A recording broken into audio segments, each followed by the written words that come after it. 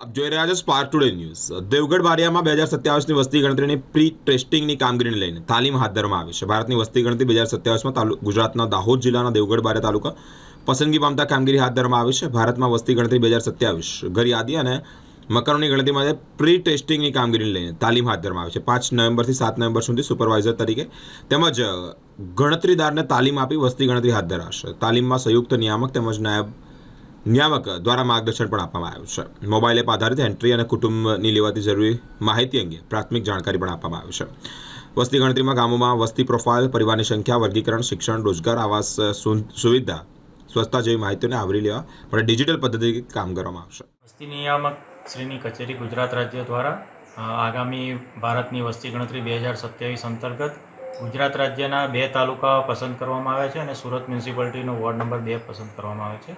જે અંતર્ગત દાહોદ જિલ્લાના દેવગઢ બારિયા તાલુકાના 26 ગામો પ્રી ટેસ્ટની કામગીરી માટે પસંદગી કરવામાં આવ્યા છે।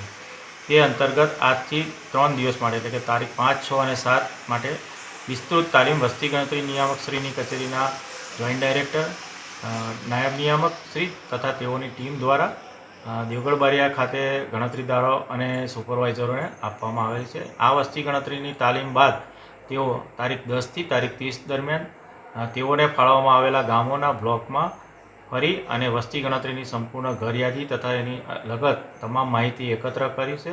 આ વખતની જે વસ્તી ગણતરી છે તમામ ડિજિટલ ફોર્મેટમાં એટલે કે મોબાઈલ એપ્લિકેશનના માધ્યમથી થનાર છે। શું નામ? સમીર પટેલ, મામલતદાર દેવગઢ બારિયા।